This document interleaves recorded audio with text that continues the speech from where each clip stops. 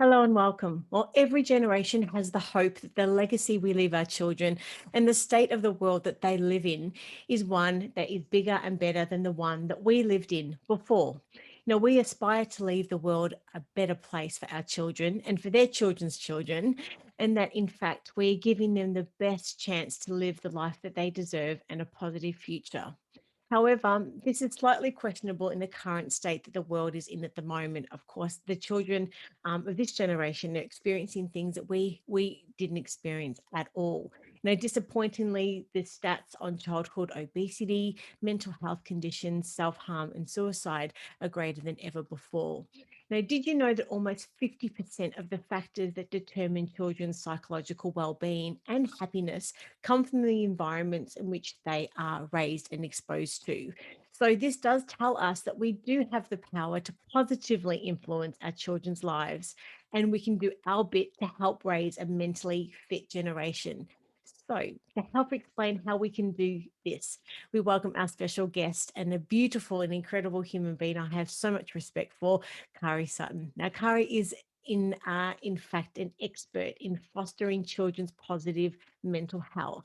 Now, she's helped over 25,000 children, parents, and educators with evidence based strategies, tools, and approaches, as well as common sense tips that help kids stop worrying so much and to help manage their anxiety, which, as we know, so many children need help with these days. Now, her expertise has made her an in demand conference speaker, author, consultant, wanting to foster children's positive mental health. And she launched her second book, which is what we're here to discuss today, Raising a Mentally Fit Generation, in November 2020 last year. Now, welcome back. How are you? I'm well, Rach. It's great to be back. Now, there is no doubt there is an escalating mental health crisis facing our kids, which is absolutely heartbreaking. Now, having worked as a teacher and guidance counselor for the last 25 years, I would just love to know holistically, I mean, how have you actually seen this dramatic rise in anxiety disorders and depression and suicide that is affecting our kids? It's it, it was almost stealthy at the beginning. So if I was thinking back 20 years ago when I started teaching, 25 years ago more now, and we didn't notice it as much, but over the most probably the past 15 to 20 years, there had 15, at least 15, 10 to 15 years, you look back and think we have seen more, whether it's with, and I don't know what's causing, but whether it's with social media, the angst that goes with that, but there have been more anxiety disorders, more self-harm, more real and the hardest part is when real depression. I've seen children as young as 9 who are clinically depressed, and it breaks my heart. And you just think, this is something's going wrong. Something's been happening, and we haven't picked it up soon enough. Because ultimately, I guess what worries me is that if they start developing these things, and at the moment, the diagnosable, there's 1 in 7 diagnosed young Australians, and the statistics around the world. So if you looked at Canada and the US, very similar statistics. 1 in 5 to 1 in 7 young people are diagnosed with a mental health or mental illness, a mental health disorder. And if we didn't look at diagnoses, they'd most probably it would be closer to 1 in 4 that suffer with either heightened anxiety, all the other sorts of things. And this is what concerns me, because if they've got that then and it starts then, what's it gonna be like in their adulthood? What does that mean for What does them? that grow into? Mm. Now, please tell me about this book. Tell me, why did you write it? And tell me all about it. Here's a copy of the book. Thank you. I wrote it. I guess why I was writing it, or why I decided to write it, was because I was sick of being the ambulance at the bottom of the cliff. I really wanted to help empower parents as well as educators, early childhood educators, particularly in childcare centres and kindergartens, as well as parents, to say there are things we can do. Instead of picking up the broken pieces at the bottom of the cliff, let's start putting the strong fences at the top. And what do those strong fences look like? What are the tools and skills that we need to be teaching our children from as young in their early childhood years, as young as possible? How can we start developing these tools and skills so they don't get to the point where they are struggling with these things, so much so that it impacts on their even willingness to live.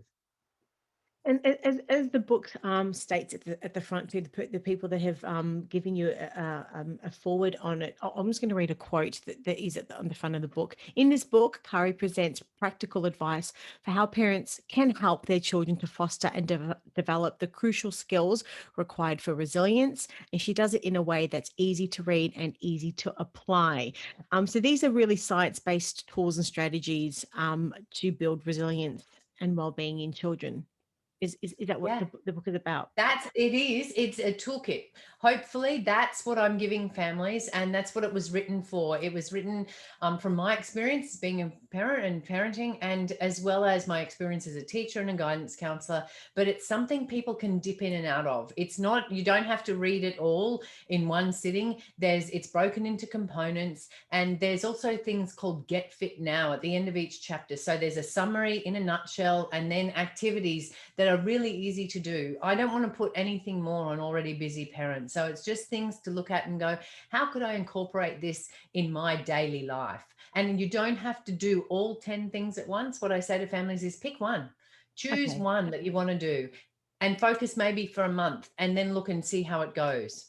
So, as you just alluded to, there are 10 components to mental fitness mentioned in your book. Could you maybe just go through and explain what some of them are then? That would be Yeah. great. So if we were looking at it, one of the things I talk about first is brain basics. So Mhm. helping our children understand their brains, because I use a hand model. It's used by Dan Siegel and a lot of other people, but we talk about this is the front of our brain, which is right here, the prefrontal cortex. That's where all our thinking occurs. So our rational thought. But sometimes underneath, this is the amygdala or our limbic system. And what happens is when this part drives us, if it sees something it thinks we're going to be it's a threat to us. So for children that could be, I'm going to look silly, people are going to think I'm dumb, people aren't going to be my friend.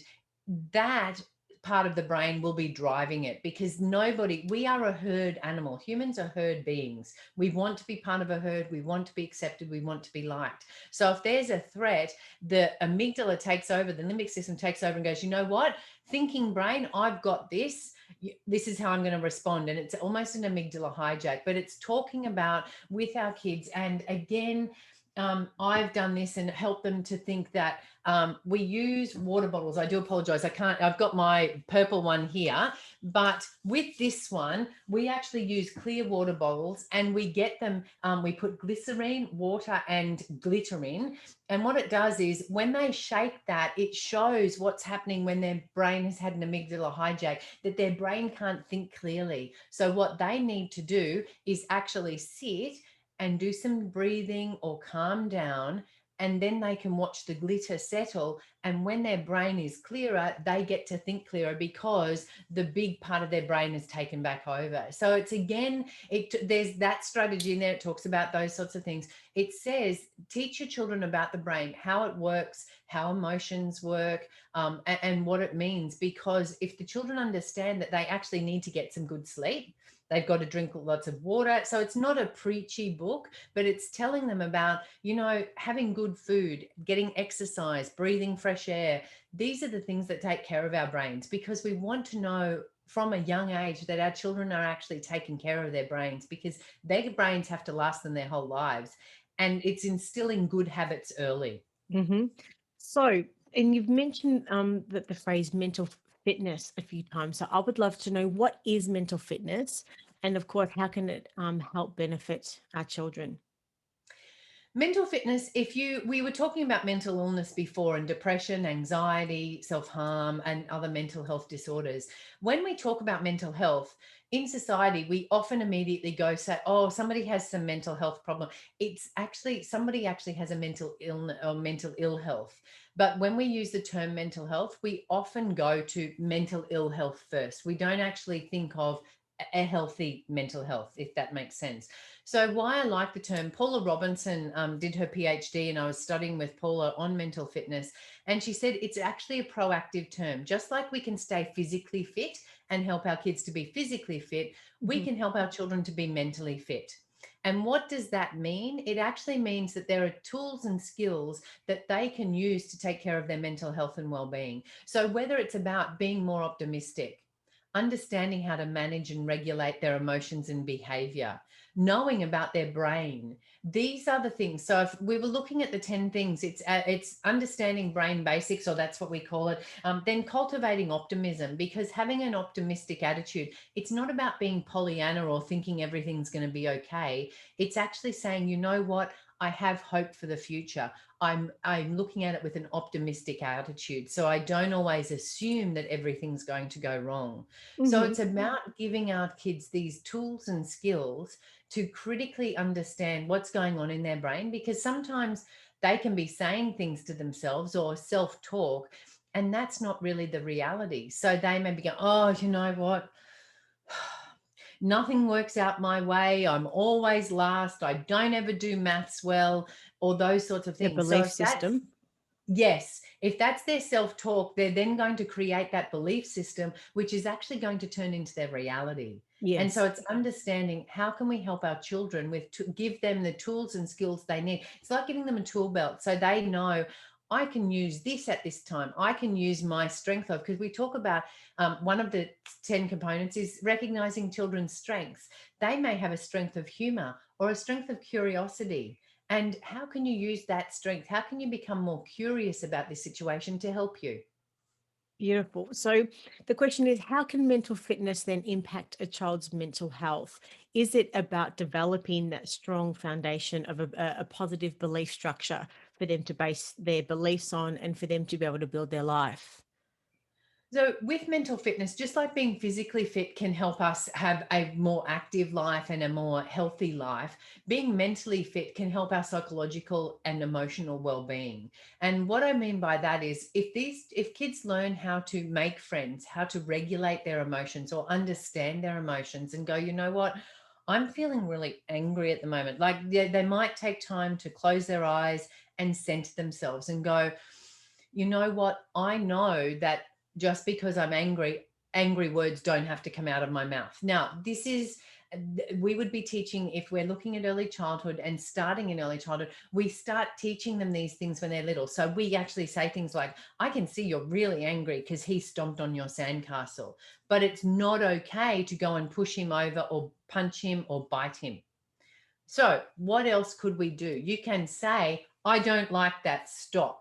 Or we give them the tools and skills, because what we're teaching them is alternate ways of behaving. Because what's Huh. happened is, in that sandcastle incident, they felt threatened. Something they built was done. So they have an emotional response. The amygdala takes over, Gotcha. amygdala hijack, the prefrontal cortex, their thinking part of their brain that says, not a good idea to punch somebody or push somebody over. No, woohoo, it's an amygdala hijack. It takes over, goes, he ruined my sandcastle, bang.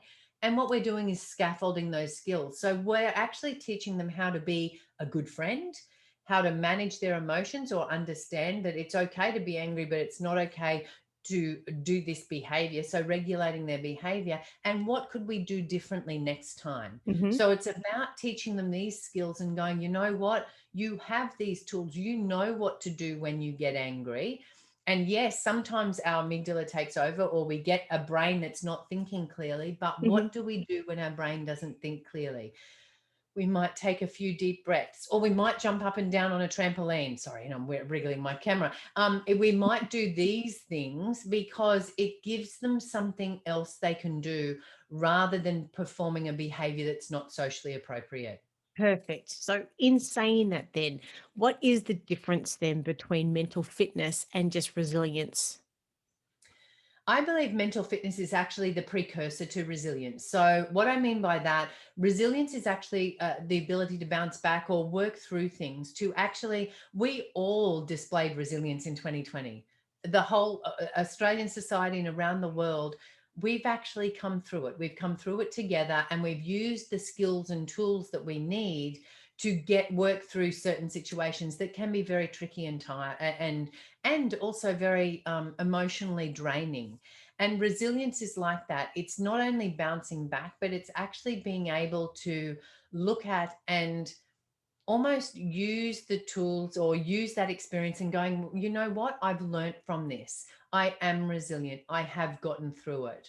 So, what I see mental fitness as is actually saying you need the skills and tools of mental fitness. So, the gratitude, the mindfulness, the optimism, having an optimistic attitude. If you weren't didn't have a more of an optimistic attitude, and it's a way of thinking. So pessimism and optimism, you're neither one or the other. It's actually a continuum of thought and outlook and how you see the world.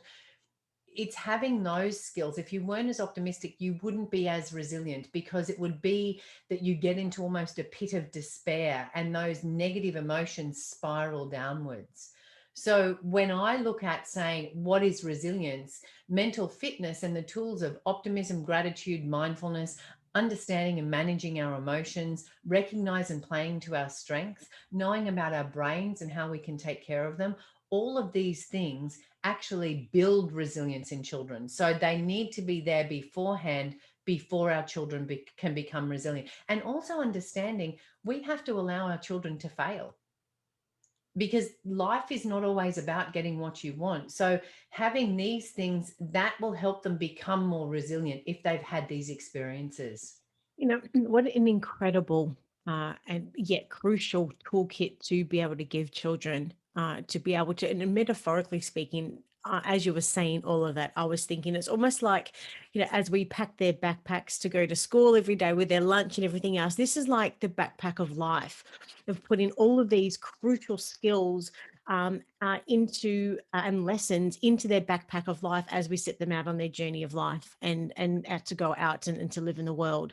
And it's a little bit like it's just as important as to put their lunch into their Mm. backpack as they go to school. This is just as important for the backpack of life. I've just made that up, I love metaphorically that speaking. analogy. Rach, I seriously love that analogy. Thank you, because it really is a backpack of tools. It's putting these things in so that our children, and I think that's what we're seeing a lot in schools today, is that children don't know how to actually talk back to their big anxiety monster that's scaring them. Is actually, no, that's my anxiety talking.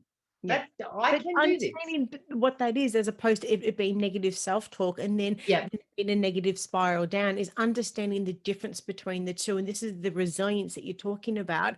And to be able to have a child to understand that from a young age is an unbelievably important, but critical, like a vitally important tool for them to be able to live a really positive life for themselves.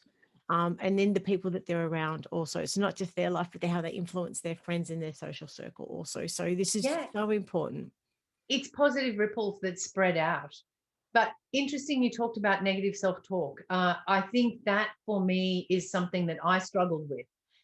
And because it can be seeded from anywhere. For me, it was when I was 13 and I was told, you have fat thighs.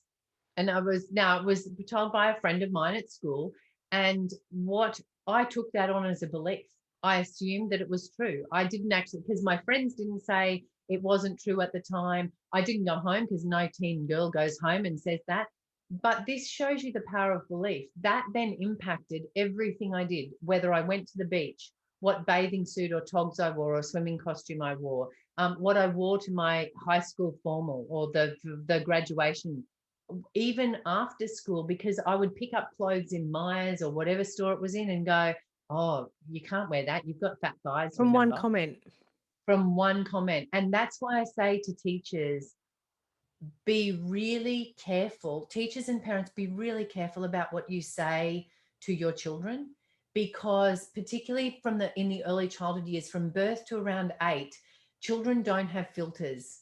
They can't go, oh, you know what, mum's having a really bad day and she didn't mean that I'm a little rugrat who can't do anything.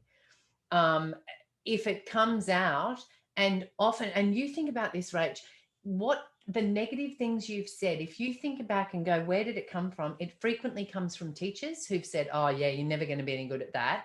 Or from parents who it may have been a throwaway comment that they didn't mean at the time, that they were in a rush or something like that. And as children, we take it to heart. Mm-hmm. And then what happens is those beliefs actually it's like playing a CD or it's scratching it in over and over again. It's that self-fulfilling prophecy that goes over in their head. And what we can do as parents and carers and educators, I talked to Martin Seligman. I was studying with him in 2003 and 4, and I was observing that children were starting to have a more negative conversation about themselves, and that I was seeing more depression and anxiety starting.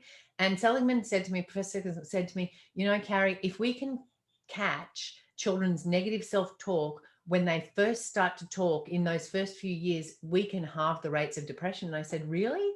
And he said, yeah, because what's going on is we're teaching them how to challenge that.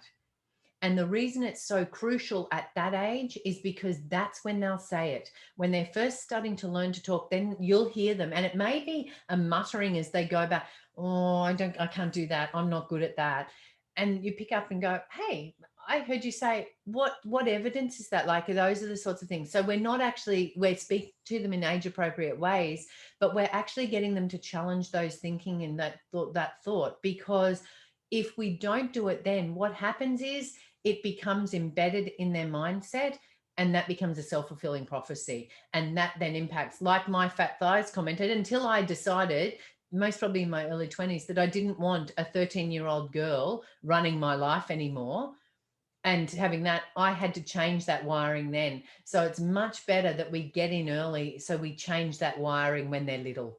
It's the saying, isn't it, in that famous quote, and I don't know who it is that it's from, so I'm sorry I can't quote them at the moment, but the way we speak to children become their inner voice, Yes. which is exactly what you're saying. So, I mean, what I'm hearing, the effects, if childhood mental illness is left untreated, my understanding is the conditions can severely influence their development overall, their educational attainments, and just their overall potential and possibility to live a fulfilling and positive and productive life, would you say? Oh, that's part of the reason why I wrote the book as well, Rach, because it really worries me. If you look at our incarceration rates, so people in jail, juvenile justice, involvement with the police, dropping out of school, frequently it's kids who have had traumatic backgrounds and adverse childhood experiences that have impacted their negative thinking about themselves, that have impacted their thinking and behavior around the world, and that have impacted their psychological and emotional well-being. Because little people who feel safe and loved and secure and have all of the really positive experiences and understand how other people feel, so have had empathy developed, because it's understanding and it's that empathy that we can teach kids, and how to have that empathy that leads them away from hurting other people.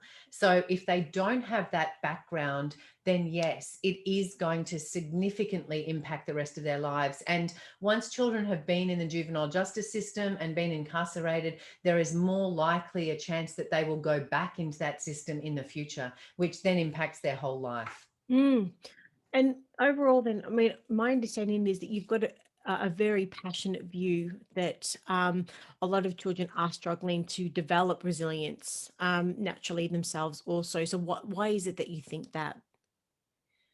Really good question. And it's one, when you asked, why did I write the book and what's it been over the past 20 years? This would be one of the things. If you look at, for me, I look at children now who develop anxiety, or who are developing anxiety a lot of the time, and who aren't particularly resilient. And what concerns me is what's going on, like really tapping into, or not digging into and asking them lots of personal questions, but understanding what's happening for them, because all behavior is a form of communication.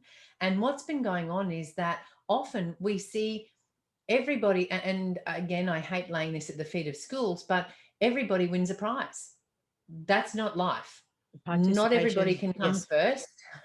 Not everybody can get a prize. At birthday parties, the same thing happens. I know, Rach, you and I most probably grew up when we were playing Pass the Parcel. There was only one prize, and that was Yep. at the end. Now everybody's got to get a prize or they cry. Look, no, this is not. This is not what we're looking at. We've got to actually allow our children to feel discomfort and sit with them in that discomfort and go, you know, yeah, sometimes it's a real pain. It really hurts when you get passed over, or when you're not picked for captain, or you don't make the team.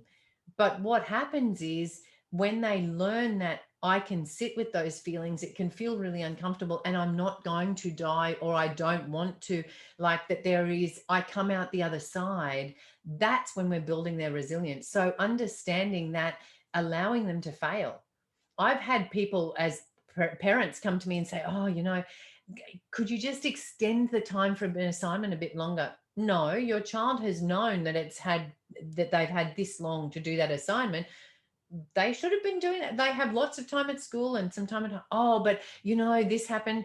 Now, if it was an extenuating circumstance, absolutely, I would give them extra time. So if a family member had passed away or they'd been really sick or something, but if it's just the fact that they couldn't organize themselves, no, because we need to understand that in life, there are deadlines. Mm. As Bill Gates has sometimes said, you don't come out of school and expect everything to be handed to you on a silver platter. Otherwise, you are not going to develop that resilience. So, developing resilience means understanding that things aren't always going to go my way and being willing to sit with that discomfort. And the problem we've got is that when kids haven't got that resilience, they then start getting very anxious because parents will often, and again, it's not.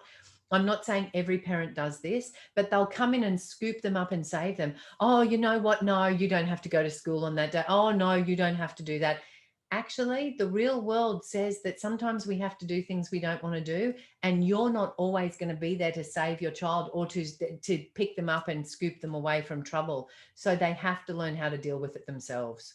So if I was to ask you then, what is your best tip for, I guess, future proofing the next generation in everything that you've just said just then? Is it to, I'm guessing, to allow our children to fail and through that failure to build their resilience?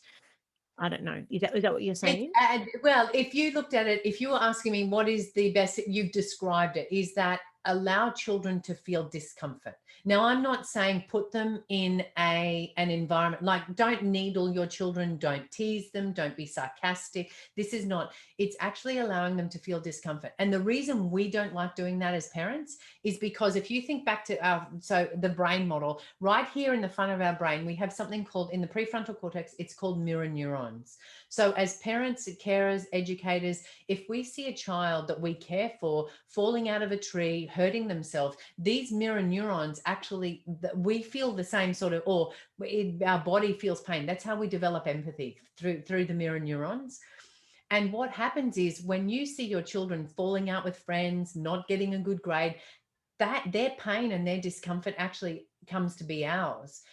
What we need to do is allow them to fail, allow them to feel those big discomforts, but also scaffold how they deal with it. So teach them the skills of emotional intelligence, help them understand this is what you're feeling. At the moment, I can see your face. It looks like you're disappointed, or are you angry, or are you confused? What's going on? Because these are the feelings, and help them deal with those feelings. So not only allowing them to fail and feel that discomfort, but the other one added on to that is the emotional intelligence. Build those skills, because that is what, if you, so Mark McCrindle has just put out a book, Generation Alpha, and he talks about the generation that the really young kids at the moment, so from 0 to 11 or 10, they're the first ones that have grown up mainly with iPads, iPhones, on technology. And what he's saying though is, yes, the world is going to look very different in the future, but the critical skills that they will need are the people skills, the empathy, the emotional intelligence,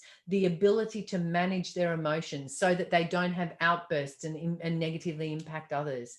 Those are the skills. Knowing how to deal with disappointment, how to deal with big emotions, that emotional intelligence, that's what will actually benefit kids in the future. Yes. There's all this technology. I was talking to some of our staff a few weeks ago, and there's this technology now that they can even write articles. The future of journalism is now even questionable. Wow. And so the whole discussion on the phone call we were having is the fact that at the end of the day, yes, technology is going to continue to, to be more and more predominant in our life. But one thing technology doesn't have is empathy. And I think you just articulated that, and that's the key importance that we need to continue developing in our children. So, and I'd love to know, because you work with so many families, what are some of the strategies that you're finding that have worked, and the tools that you're implementing with your clients and that they're using with their children that we can learn from? Is there any other real life examples? I'd love to I know. guess Yeah, when you look at it, it's actually about whether it, so it's, and I've got a triangle there.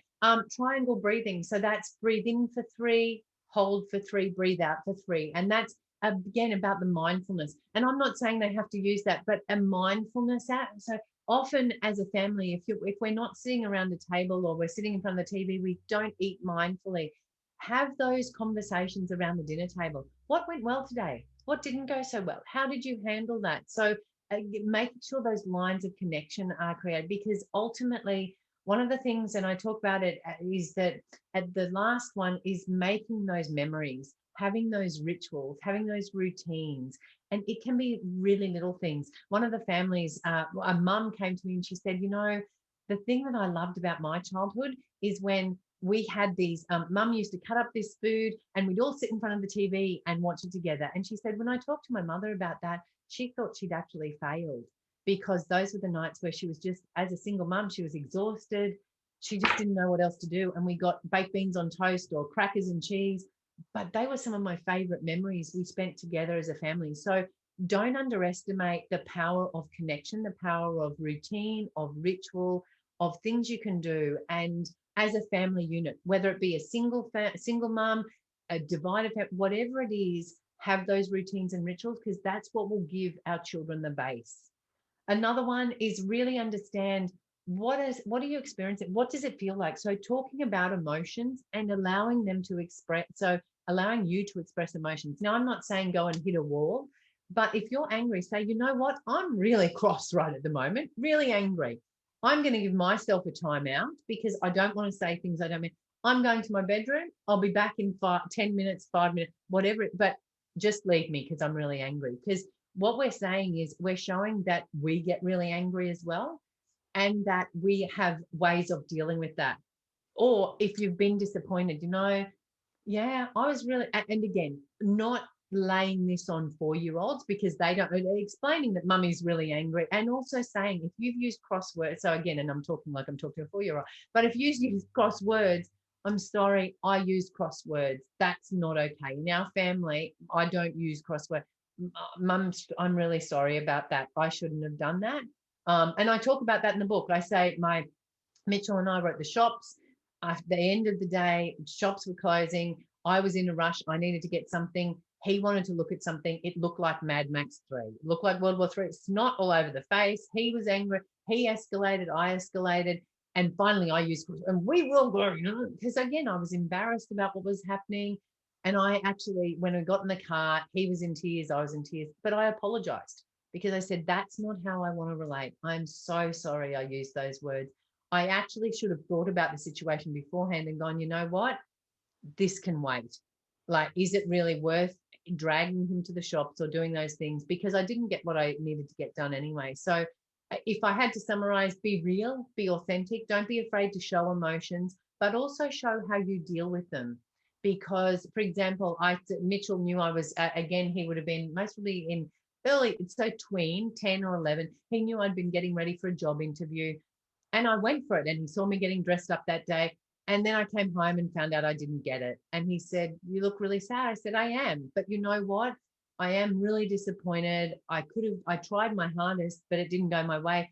I'm going to go have a bubble bath because that was something I did. So it's using the strategies and understanding and going, really thinking and going, what am I demonstrating for my kids? Am I demonstrating kindness? Am I demonstrating empathy? And how do we speak?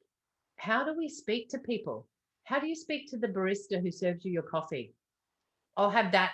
Oh, thanks, tar, or whatever. It's the way we role model, because, and also, how do you take care of yourself?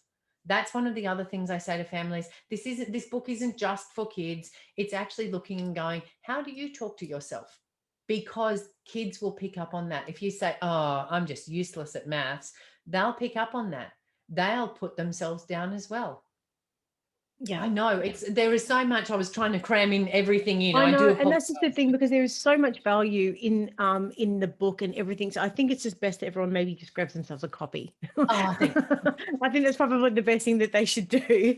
And I love a hard like a book, in the sense when I read books, I love to underline them, and I love to be able to sort of mark the pages where I have my biggest lessons and those types of things. And I think nothing can ever beat the feeling of actually holding a book. I mean, I know that a lot of us listen to audiobooks and those types of things, but yeah, there's nothing quite like holding a book in your hand, and it's just the And that's what I clarity say to of it. people. Feel free. I said it at the beginning, Mm. write all over it. Use it as a manual. Use Yep. it however you want. It's just picking one tool. It doesn't, and as I said, it doesn't have to be an overwhelming task. Start with something small. If it's gratitude or saying what we're grateful for, because that the one thing, if you can do this with your kids, to send them off to sleep at night, whether they be teenagers or, and teenagers maybe not so much, but encourage your teenager to do this as well with young kids. So from 0 all the way through to tweens, like 10, 11 and 12, even if you tuck them in, say,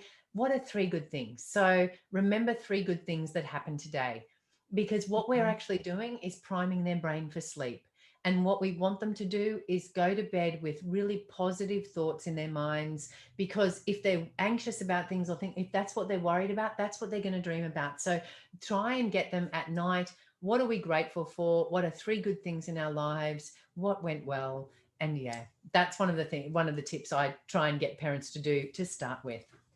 So I guess if you were to summarize your key messages for anyone watching and listening today, and I didn't even get to ask you about the article which you had written, which we will, all of this will be embedded in the show notes, of course, the link through to the article, and all of those things. But if I guess anyone was to walk away with some key messages from our chat today, what would they be?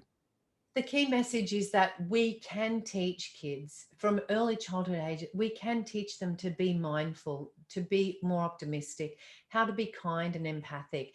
These are skills, these are tools. We can teach them how to have emotional intelligence. We just have to take the time to do it. This is the future generation, and what I see, exactly what you said, this will ripple out, because if you start teaching your kids this, that's how they're going to teach their kids, and their kids are going to teach their kids. So we can touch the future in so many ways if we can just help our give. As you said, Rach, I love that term. We can put these tools in their backpack as children, and then that's how they'll start to parent their kids, Hmm. and that's will create a cycle that goes on for generations. Which is exactly in the mission statement for Kiddipedia. That's in our vision and mission statement overall, is the fact that we want to be able to sort of give, or first of all, it starts with the parent. The parent needs to be, I guess, the best version of themselves. So we need to give the parent the tools, hence the book, hence books like this, hence key thought leaders and experts like yourself. So we start with the parent, that they need to be able to have the tools to be all they can be. So the next part is that they can then give children the life that they deserve, but in turn, so they can then pass it on to their children and their children's children for generations to come. And that's how we do build a bigger, better Australia. So everything is in true alignment. I'm in absolute awe of all of your work and everything that you do, and support you wholeheartedly. So thank you so much for your time today. If people, I should say, when people are ready to grab a copy of your book, whereabouts do they need to go? KariSutton.com, or Google Raising a Mentally Fit Generation, and it will take you right there. Awesome. And we'll have all of those links in the show notes, and of course in the footnote of the article also. As always, thank you so much for your time today, and I can't wait for the opportunity to chat with you again. But congratulations on all your incredible work. Thank you, thank you, Thank thank you you. for having me, Rachel. It was a pleasure. Right, take care. Speak soon. Right, bye. Bye.